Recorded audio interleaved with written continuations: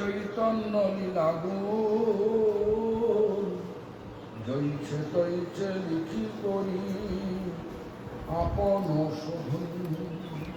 আমরা কিছু লিখলে কি ভাবি আমি অপরকে শোধন করব, কিন্তু এখানে কৃষ্ণদাস কবিরাজ গোস্বামী মহারাজ গোস্বামীপাদ বলছেন কি শিক্ষা দিয়ে দিচ্ছেন। অহংকারের কথা, আমি বই লিখলাম তা হয় না। কৃপা হলে, পূর্ব আচার্যের কৃপা হলে একটা গ্রন্থ রচনা করা হয়, সেই রচনা করে নিজেকে সংশোধন করি। এই বিচার নিয়ে যখন আমরা বৈষ্ণব ধর্মকে দেখব তখনই হবে আসল বৈষ্ণব ধর্ম পালন। শুধু শিখা রাখলে, কপালে তিলক রাখলে হয় না।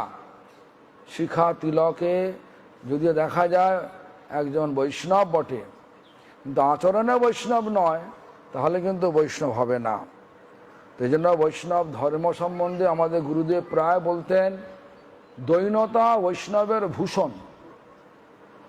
দৈনতা বৈষ্ণবের ভূষণ। যদি আমাদের দৈনতা না থাকে তাহলে জানবো কোনো কিছু একটা গণ্ডগোল আছে। যেমন বর্তমান যুগে আমি যেখানেই যাই প্রায় সব জায়গায় দেখি গেলে একটা বড় গামলা নিয়ে আসে আর একটু উষ্ণ গরম জল নিয়ে আসে। কেন জানেন? কেন? পা ধোয়ার জন্য, চরণ ধোয়ার জন্য। ইংলিশে বলে ফিট বেদিং সেরিমনি করবে। ফিট বেদিং মানে চরণ ধোয়ার উৎসব করবে। আমার যেগুলো কে শিখিয়েছে? বলছে এগুলো আপনাদের পূর্বাচার্য শিখিয়েছেন, অন্যান্য আচার্য শিখিয়েছেন। তাই আমি যে আমাদের গুরুদেব শেখাননি তো আমি নেব না। কেন নেবেন না? প্রশ্ন করে কেন নেবেন না? আর তুমি এই জলটা কি করবে? বলছে আমরা একটু একটু করে পাবো, বাকি সব তুলসী তলা ঢেলে দেবো। হ্যাঁ, আর সেও নরকে যাবে, আমিও নরকে। তারপর আমি ওকে বললাম যে দেখো, কালীয় নাগ যার মাথায় ভগবান নৃত্য করলেন, কেন করলেন? কালীয় নাগ আগে রাজা ছিল তো, সে রাজা অগস্ত্য ঋষির চরণে অপরাধ করেছিল। আর যখন সে জানতে পারলো, অনেক বড় লম্বা ঘটনা, ছোট করে বলছি, জানতে পারলো অগস্ত্য ঋষি চরণামৃত পেলে তবে তার মানে অপরাধ করে, মানে বৈষ্ণব অপরাধ করলে কি অম্লশূল রোগ হয়। এমন অম্লশূল হলো সে জল খেলেও অম্ল হয়ে যায়। সে একদিন মনে মনে ঠিক করলো যে আমি এই দেহ আর রাখবো না। তখন জানতে পারলেন যে তুমি মানস সরোবরে রাজহংসের রক্ত পান করলে তোমার এই অম্লশূল ভালো হয়ে যাবে। রাজহংসের কাছে গেলেন, তো রাজহংস বলল তোমার অপরাধ হয়েছে অগস্ত্য ঋষির চরণে, তোমার আমার এই রক্ত পান করলে তোমার রোগ ভালো হবে না। তো অগস্ত্য ঋষি কোথায় আছে বলে দিল। সেই মতো গিয়ে দেখলেন যে অগস্ত্য ঋষি বসে আছেন, একটা পা পায়ের মধ্যে ঢোকানো আছে, একটা পা ঝুলছে, সেখানে পূর্ণ কুষ্ঠ ব্যাধি হয়ে আছে, কুষ্ঠের পুঁজ রক্ত বেরোচ্ছে। সেটা কি করে ধুয়ে চরণামৃত জল পাবেন? তা অগস্ত্য ঋষিকে মনে মনে বললেন যে তুমি এক কাজ করো ঋষিবর, আপনি এক কাজ করুন, আপনি পাটা বদল করে নেন। আপনি অন্য পাটা হলে হয়তো মানে কুষ্ঠব্যাধি নেই, কিন্তু অন্য পাটা আরও বেশি আছে। আর বলতে পারলেন না, ওই ধুলেন, ধোয়ার পরে খেতে পারলেন না, কপট উপায় কী করলেন, মাথায় ঢাললেন, অম্লশূল ভালো হয়ে গেল, রোগ ভালো হয়ে গেল, কিন্তু কপটতার জন্য তাকে সাপ হয়ে জন্ম লাভ করতে হলো। ছল কপট করলে সাপ হতেই হবে। সেই জন্য ধর্ম আমাদের শ্রীমদ্ ভাগবতের 2য় অধ্যায়ে পরিষ্কার জানালেন ব্যাসদেব। কি বললেন? ধর্ম প্রহজ্জিত কৈতব পরমহত্ত নির্মত শরণাংশতম। ধর্ম ছুঁড়ে ফেলে দিয়েছে কাকে? কপটতাকে। এই জন্য বৈষ্ণব ধর্ম কপটতা চলে না। যেমন আমাদের পর্বত মহারাজ, তিনি কখনো কপটতা করেন না।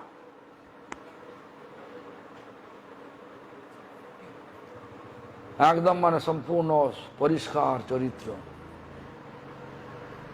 হ্যাঁ, যাই হোক, এরম কপটহীন জীবনযাপন করতে হবে। তো যাই হোক, সেই এ হলো যেহেতু উনি বৈষ্ণব মানে কি বলে সাধুর চরণামৃত মাথায় দিয়েছিলেন, ভগবান তার মাথায় নৃত্য করলেন, এর আমার বিচার আছে। তো যাই হোক, আমাদের করা কর্তব্য কি, আমাদের আমরা যদি মনে করি যে আমরা তো বৈষ্ণব ধর্ম ধারণ করেছি, মানে বৈষ্ণব ধর্ম নিয়েছি, বৈষ্ণব ধর্মে কি বলছে, আমি যদি নিজেকে বৈষ্ণব ভাবি কি হবে, যে আমি তো বৈষ্ণব, এ বুদ্ধি হলে অমানি না হব আমি, প্রতিষ্ঠা আশা আসি হৃদয় দূষিবে, হইব নিরয়গামী। প্রতিষ্ঠা এসে গেল, আমি বৈষ্ণব হয়ে গেছি, প্রতিষ্ঠা এসে গেল। আবার যদি গুরু ভাবে আমি গুরু, আমার করতে পারো তুমি, তো বলছে যে যদি কেউ বলে আমি গুরু, তাহলে সে প্রভুপাদ বলছেন কি, তার প্রথম বর্ণের গুরুর শব্দের প্রথম বর্ণের উকারটা লোপ পেয়ে যাবে। কি থাকবে তাহলে? গুরু শব্দের প্রথম বর্ণের উকারটা যদি লোপ পেয়ে যায়, মানে কেটে দেওয়া যায়, তাহলে কি গরু হলো। মানে দৈন্যতার প্রতীক হচ্ছে বৈষ্ণব ধর্ম। দৈন্যতা নেই, বৈষ্ণব ধর্মের চিহ্ন নেই। গুরুদেব সেজন্য বলতেন দৈন্যতা বৈষ্ণবের ভূষণ, মানে বৈষ্ণবের অলংকার। যেমন আমাদের দুর্দেবমোচন প্রভুর পুরো একদম দৈন্যতার প্রতীক। সে চাল নিবে আর ডাল নিবে, তেল নিয়ে যাবে লিবার জন্য। হ্যাঁ,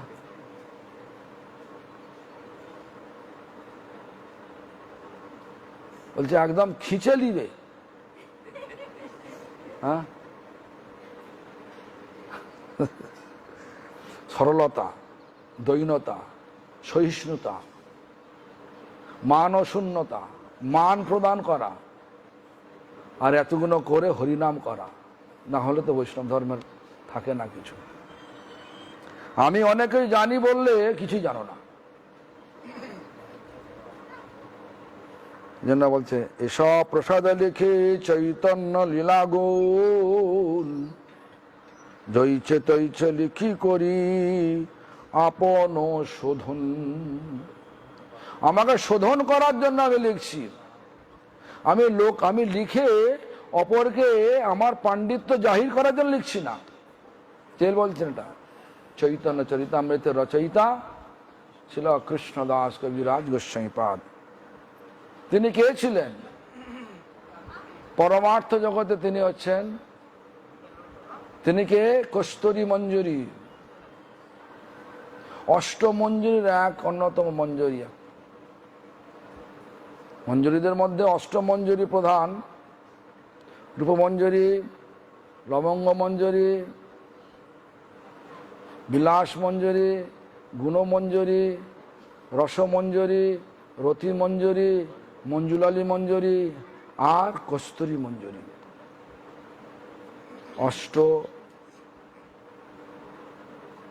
অষ্টমঞ্জুরি, অষ্টসখী অষ্টমঞ্জুরি।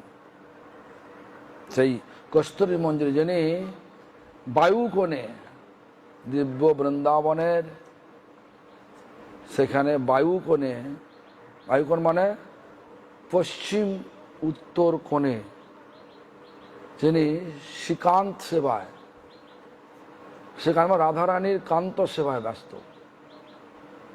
নিয়োগ করেছে। রাধারানীর কান্ত সেবায় তিনি নিয়োজিত হয়েছেন। সেই কস্তুরী মঞ্জুরি তিনি এসছেন শিলা কৃষ্ণদাস কবিরাজ গোস্বামী প্রভু রূপে। তার পরিচয় দিতে কি বললেন তিনি? দৈন্যতা করে কি বললেন? পুরুষের কীট হইতে মোহিত লঘিষ্ঠ। আমরা বলতে পারবো পুরুষ মানে হচ্ছে বিষ্ঠার কৃমিকীট হতে আমি অত্যন্ত নিচু, আর জগায় মধায় হইতে মুই তো পাপিষ্ঠ। আমি তো বিশেষ করে জাহির করার জন্য একদম বলে সব আমি সবার থেকে ভালো। আর উনিকে বলেন জগায় মধাই থেকেও আমি অত্যন্ত প্রাপিষ্ঠ। পুরুষের কীট হইতে মুই তো লঘিষ্ঠ, জগায় মদায় হইতে মুই তো পাপিষ্ঠ, পাপী। আমরা নিজেদেরকে পবিত্র জাহির করার জন্য কত কিছু করছি আমরা। আর এরম কস্তুরী মঞ্জুরি যিনি শ্রীকান্ত সেবাতে নিভৃত হয়ে সেই দিব্য বৃন্দাবনে বায়ুকোণে সে কস্তুরী মঞ্জুরি আছেন, তিনি এই শ্রীকান্ত সেবায় ব্যস্ত আছেন।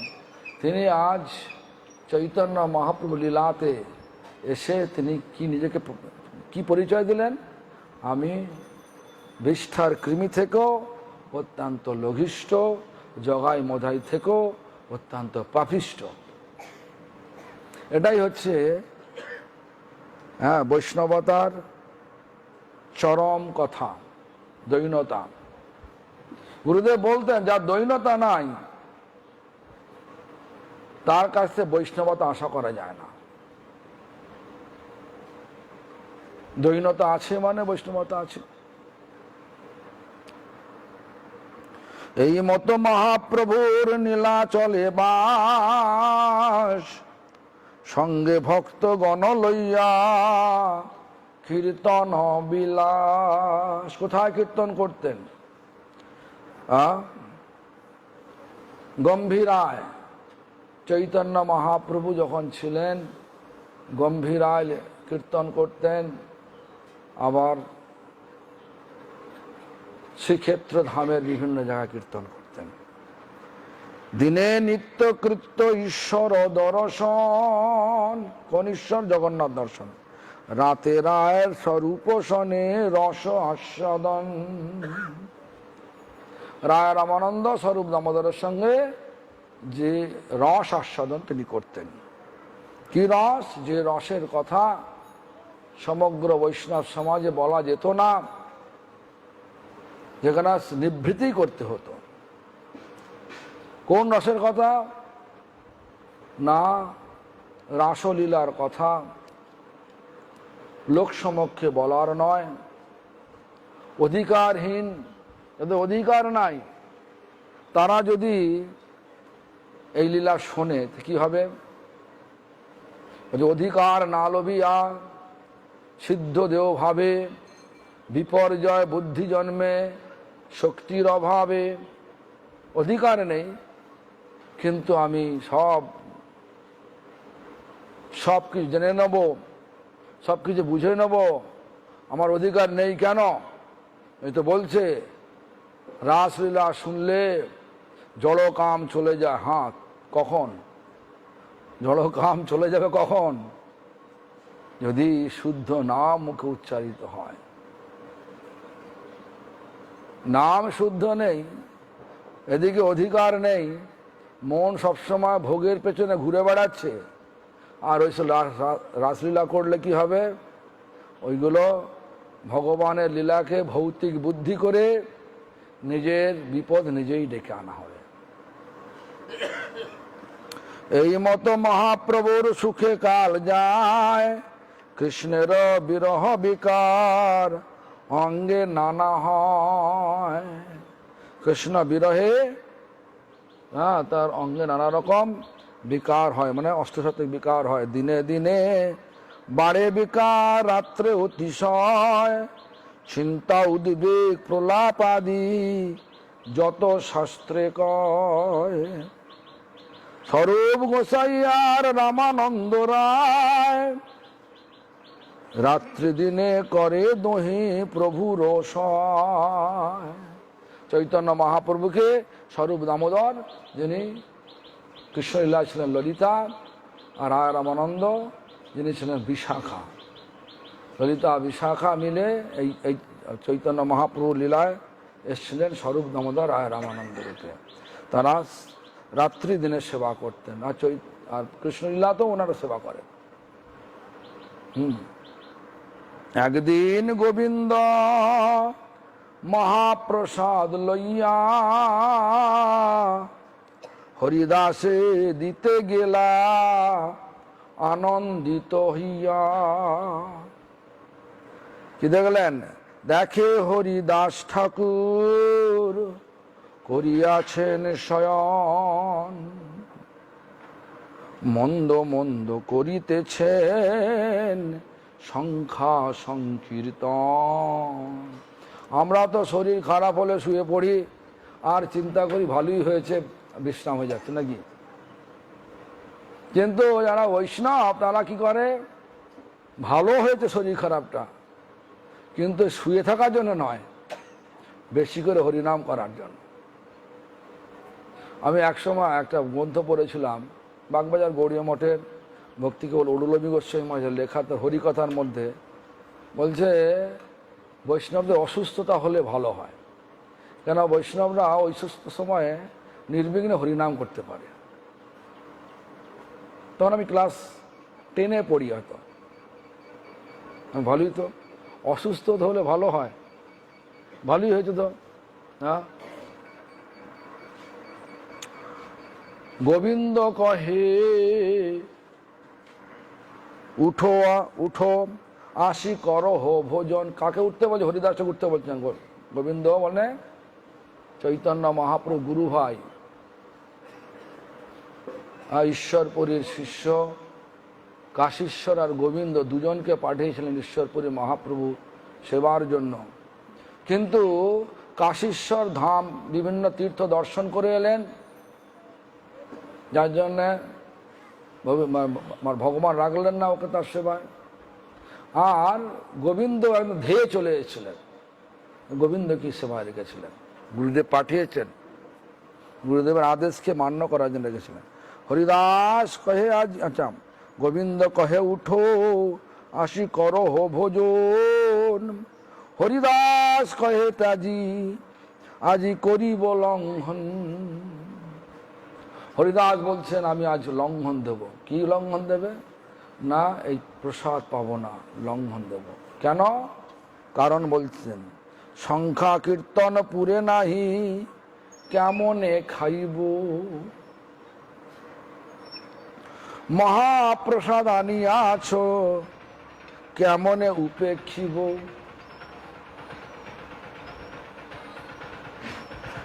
সংখ্যা কীর্তন পূরণ হয় না, আমি কেমনে খাবো?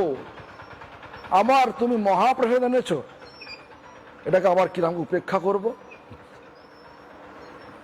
এত বলি মহাপ্রসাদ করিলা বন্দন, এক রঞ্চ লইয়া তার করিলা ভক্ষণ। এক রঞ্চ মানে একদম ছোট্ট, একদম এই বৃদ্ধাঙ্গুলি, মধ্যমা আর হচ্ছে অনামিকা, যা যা ধরে। তারপরে আর দিন মহাপ্রভু তার ঠাই আইলা, সুস্থ হও হরিদাস বলি তারে পুছিলা। হরিদাস সুস্থ হও, নমস্কার করিতে হো কইলা নিবেদন। শরীর সুস্থ হয় মোর অসুস্থ বুদ্ধি মন। বলছে শরীর আমার সুস্থ আছে, কিন্তু মনটা বুদ্ধিটা আমার অসুস্থ। এরকম হয়। আমাদের বিশ্বম্বর বুদ্ধ বলে আর ঘম হচ্ছে না, ঘম হলো না ওই জন্য হবে না, সে নামও করবে না, আসবে না, আরতি রতন করবে নাকি। প্রভু কয়ে কোন ব্যাধি কহ তো নিশ্চয়, তেও কয়ে সংখ্যা কীর্তন না পুরয়। প্রভু বলছেন মহাপ্রভু বলছেন কোন ব্যাধি তোমার, কি ব্যাধি হলো বলো। হ্যাঁ, আর ব্যাধি কিনা বলে তেহ কহে, সংখ্যা কীর্তন না পুরয়, সংখ্যা কীর্তন পূর্ণ হলো না।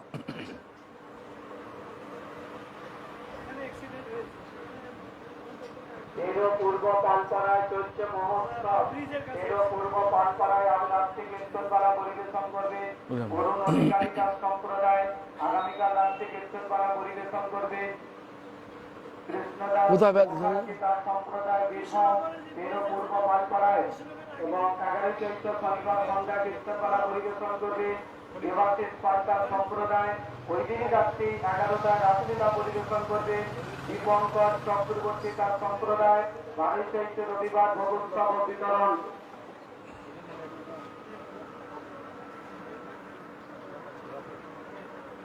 কোথাও কোথাও অ্যাক্সিডেন্ট হয়েছে? অ্যাক্সিডেন্ট কোথায় হয়েছে? অ্যাক্সিডেন্ট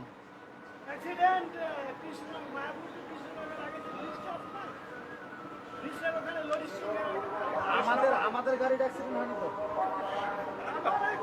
তাহলে ঠিক আছে,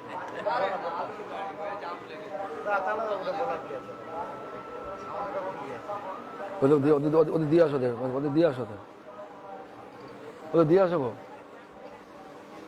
ওদের দিয়ে আসো তো ঘরে, ওদের ঘরে দিয়ে আসো।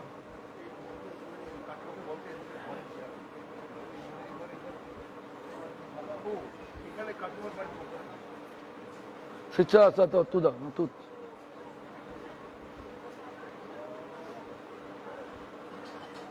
Сейчас fresh, после.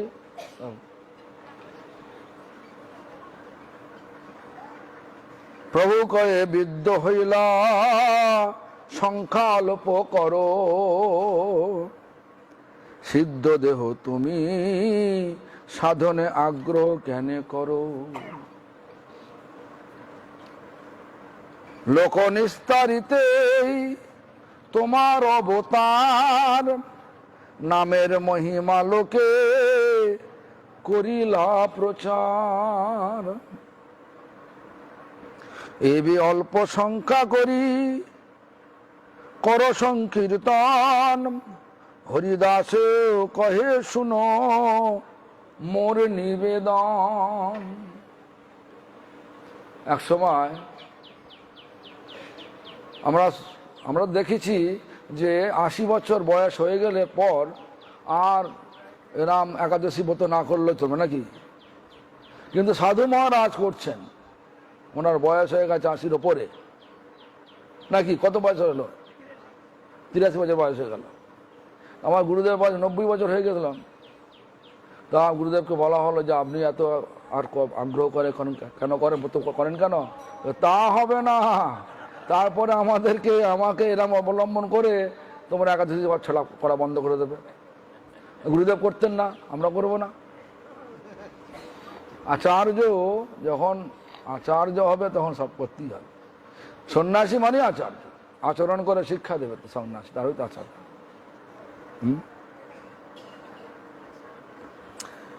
হীন জাতি জন্ম মোর, নিন্দা কলেবর, হীন কর্মে রতময়ী অধম প্রমর।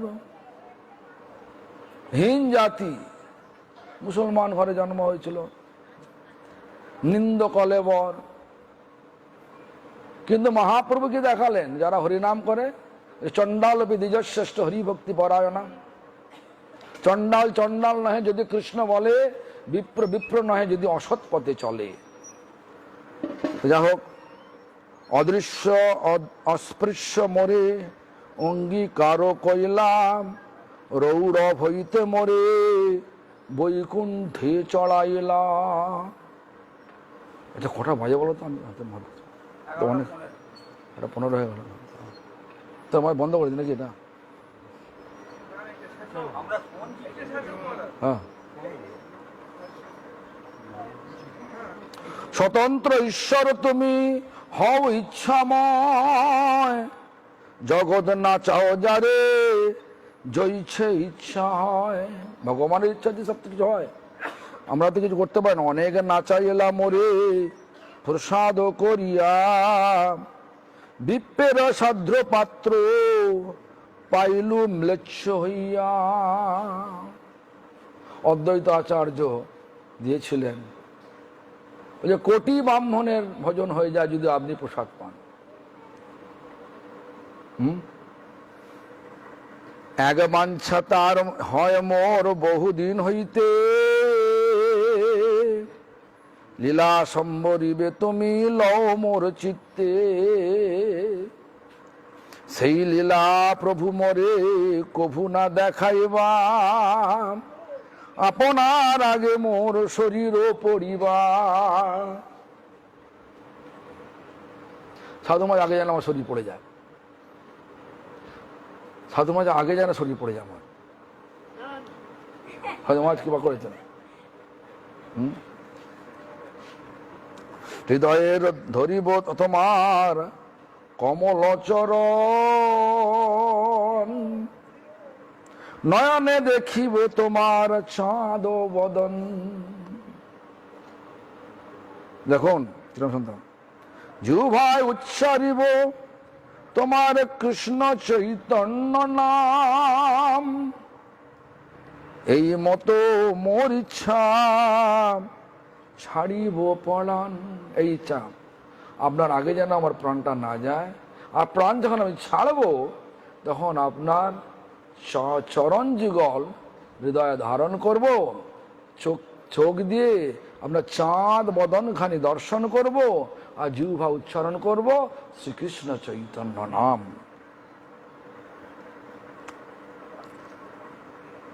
মহাপ্রভু তো ভগবান, তিনি বললেন না ঠিক আছে আমি বললেন না, কি বললেন? মোর ইচ্ছা যদি তোমার প্রসাদে হয়, এই নিবেদন মোর করো দয়াময়। এবার কি বলতেন দেখুন, মহাপ্রভু বলতেন, এই নিজ দেহ মোর পড়ুক তব আগে, এই বাঞ্ছা সিদ্ধি মোর তোমাতেই লাগে। প্রভু কয়, এবার প্রভু কি বলছেন, হরিদাস যে তুমি মাগিবে কৃষ্ণ কৃপাময় তাহা অবশ্য করিবে। বললেন না আমি তো ভগবান, তোমার ইচ্ছা পূরণ করে দেবো, বললেন না? হরিদাস যে তুমি মাগিবে, তুমি যা চাইবে কৃষ্ণ কৃপাময় তাহা অবশ্য করিবে, কৃষ্ণ করে দেন। কিন্তু আমার যে কিছু সুখ সব তোমা লইয়া, আমার যা কিছু সুখ তোমাকে নিয়ে কাক তো এটা তোমার যোগ্য নহে যাবে আমারে ছাড়িয়া। চরণে ধরি কহে হরিদাস না করিহ মায়া। হরিদাস বলছেন আমাকে মায়া করো না, আমার এই মায়া রাখো না। হ্যাঁ, অবশ্য মধমে প্রভু করো এই দয়া। মোর শিরোমণি কত কত মহাশয়, তোমার লীলার সহায় কোটি ভক্ত হয়। আমার হেন যদি এক কীট মরি গেল, পিপিলিকা মইলে পৃথিবীর কাহানি হইলা। দেখুন কিরম সুন্দর, তো অনেক বড়, তাড়াতাড়ি পড়ে যাচ্ছে। ভক্ত বৎসল তুমি মুই ভক্তাভাস, অবশ্য পুরাবে প্রভু মোরে আস। হরিদাস বলছেন অবশ্য আপনি আমার আশা পূরণ করবেন, এটা আমার। মধ্যাহ্ন করিতে প্রভু চলিলা আপনে, ঈশ্বর দেখিয়া কালী দিবেন দর্শনে। তবে মহাপ্রভু তারে করিয়া লিঙ্গন, মধ্যাহ্ন করিতে সমুদ্রে করিলা গমন। প্রাতকালে শরীর দেখি, প্রাতকালে ঈশ্বর দেখি সব ভক্ত লইয়া, হরিদাস দেখিতে আইলা শীঘ্র করিয়া, সকালবেলা চলে এলেন। হরিদাস আগে আসি দিলা দর্শন, হরিদাস বন্দিলা প্রভুর আর বৈষ্ণব চরণ। রাম বৈষ্ণব দেখুন, প্রভু কয়ে হরিদাস কও সমাচার, হরিদাস কহে প্রভু যে কৃপা তোমার, অঙ্গনে আরম্ভিলা প্রভু সংকীর্তন। অঙ্গনে আরম্ভিলা মানে উঠানে করলেন মহাসংকীর্তন। কে কে আছেন? বক্রেশ্বর পণ্ডিত তাহা করেন নর্তন, স্বরূপ গোসাই আদি যত প্রভুর গণ, হরিদাসে বেরি করে নাম সংকীর্তন। হরিদাস ঘিরে নাম সংকীর্তন করতে লাগলেন। রামানন্দ সার্বভৌম সবার অগ্রেতে, হরিদাসের গুণ প্রভু লাগিলা কহিতে। দেখুন ভগবান ভক্তের গুণগান করছেন। হরিদাসে গুণ কহিতে হইলা পঞ্চম, কহিতে কহিতে প্রভুর বারে মহাসু। হরিদাসের গুণে সবার বিস্মিত হয় মন, সর্বভক্ত বন্দে হরিদাসের চরণ। হরিদাস নিজাগ্রতে প্রভুরে বসাইলা, নিজ নেত্র দুই ভৃঙ্গ মুখ পদ্মে দিলা। যেটা ইচ্ছা প্রকাশ করে সেটা আবার আস্তে আস্তে করছেন, যে হৃদয়ে ধরিব তোমার পাদ পদ্ম। হ্যাঁ, হরিদাস নিজাগ্রতে প্রভুরে বসাইলা, নিজ নেত্র দুই ভৃঙ্গ মুখ পদ্মে দিলা। সহৃদয়ে আনি ধরিল প্রভুর চরণ, ভক্ত সর্বভক্ত পদের রেণু মস্তক ভূষণ। শ্রীকৃষ্ণ চৈতন্য নাম বলেন বারবার, প্রভু মুখ মাধুরী পিয়ে নেত্রে জলধার। শ্রীকৃষ্ণ চৈতন্য নাম করিতে উচ্চারণ, নামের সহিত প্রাণ হইল উৎক্রমণ। মহাযোগেশ্বর প্রায় স্বচ্ছন্দে মরণ, ভীষ্মের নির্যান সবার হইল স্মরণ। যেমন ভীষ্মদেব ইচ্ছা প্রকাশ করেছিলেন ভগবানকে দর্শন করতে করতে জীবন ছাড়বেন, সরসজ্জায় শুয়েও ভগবান এসেছিলেন। হরে কৃষ্ণ বলি সবে করে কোলাহল, প্রেমানন্দে মহাপ্রভু হইলা বিহবল। হরিদাসের তনু প্রভু কোলে উঠাইয়া, অঙ্গনে নাচেন প্রভু প্রেমাবিষ্ট হইয়া। প্রভুর আবেশে অবশ সর্বভক্তগণ, প্রেমাবেশে সবে নাচে করেন কীর্তন। এই মতে নিত্য প্রভু কইলা কতক্ষণ, স্বরূপ গোসাই প্রভুকে কইলা নিবেদন। হরিদাস ঠাকুরে তবে বিমানে চড়াইয়া, সমুদ্র লইয়া গেলা কীর্তন করিয়া। আগে মহাপ্রভু চলেন নিত্য করিতে করিতে, পাছে নিত্য করে বক্রেশ্বর ভক্তগণ সাথে। হরিদাস সমুদ্র জলে স্নান করাইল, প্রভু কয়ে সমুদ্র এই মহাতীর্থ হইল। এই তোমার এই কথাটা গুরুদেব বলতেন, হাসতেন। কেন না বলছেন, নিজে স্নান করতেন সমুদ্রে, সেটা মহাতীর্থ হলো না, তো হরিদাসের স্নান করাতে মহাতীর্থ হয়ে গেল। হ্যাঁ,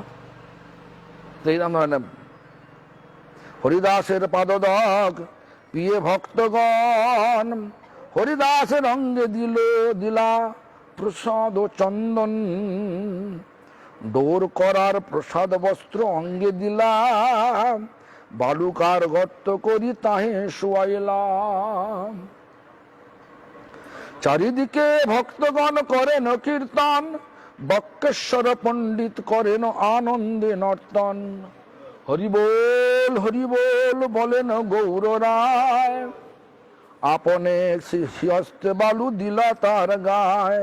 তারে বালু দিয়া উপরে পিণ্ডা বাঁধাইলাম, চৌদিকে পিণ্ডের মহা আবরণ কইলা।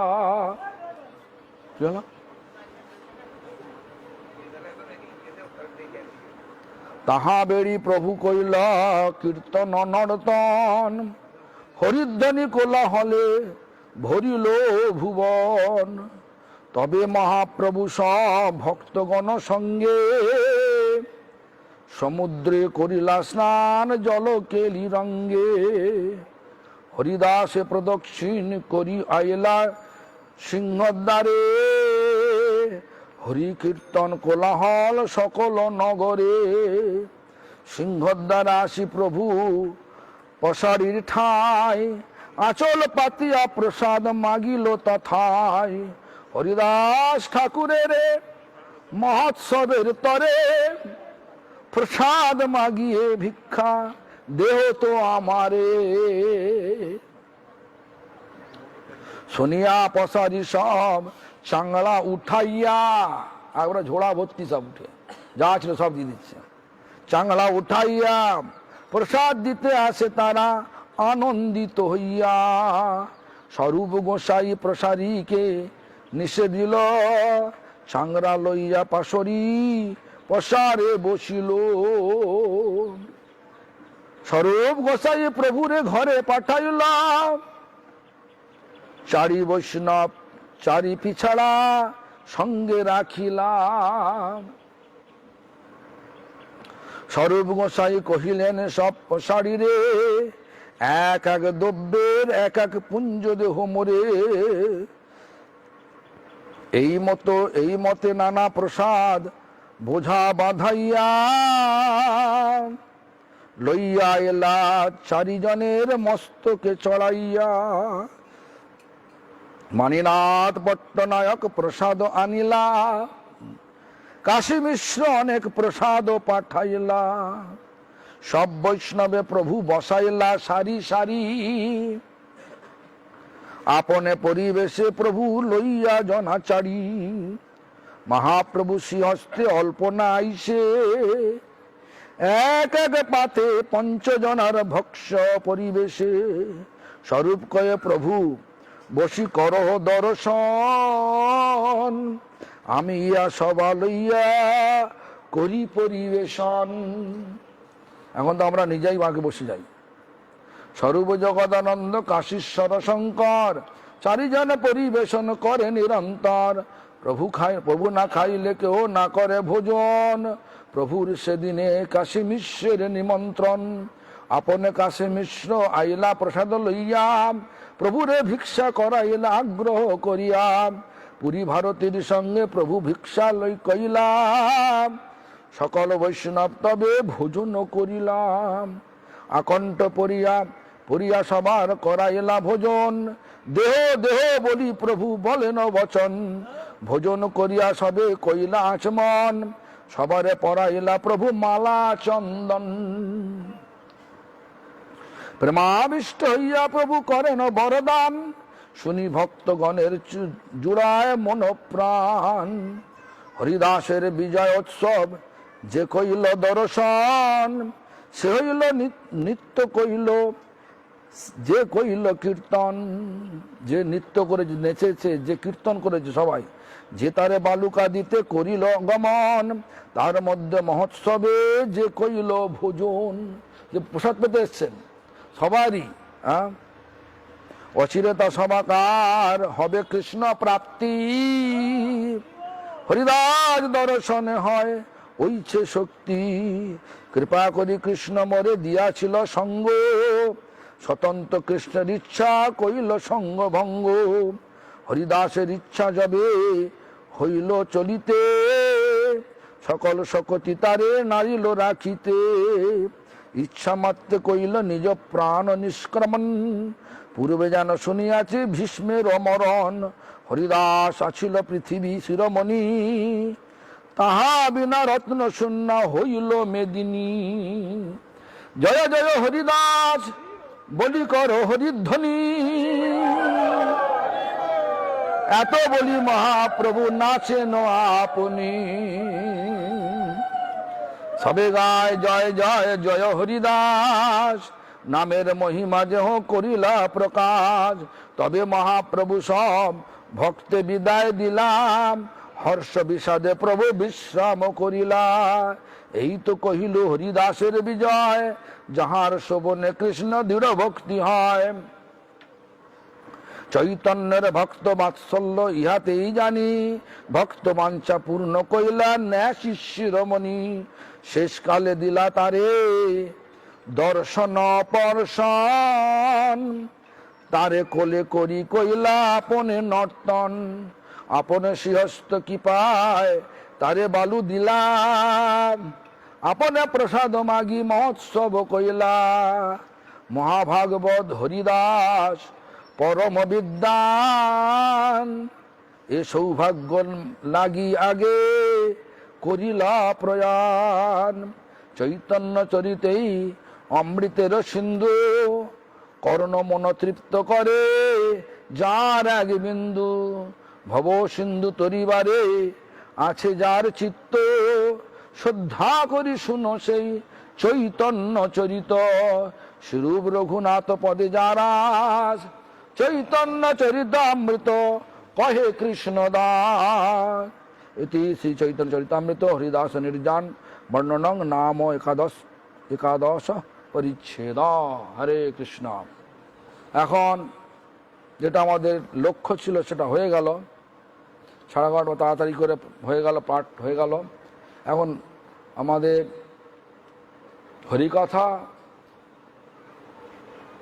হরিকথা হবে। আমাদের আজকে এইখানকার যে সম্পর্কে বড় মামা হতো, হ্যাঁ, কালীর সাধক ছিল, আপনারা শুনেছেন কালকে কালীর মা মা করত, কিন্তু লাস্টে মামার যে নাতি রঘু বলছে যে লাস্টে আর মা মা করে না, লাস্টে প্রভুপাদ বলেছেন। যাই হোক, এখন আজকের এই কথার আজকে সভাটা জমবে তখনই সাধু মহারাজ যখন বলবেন। তো সাধু মহারাজ বলতে বলি 5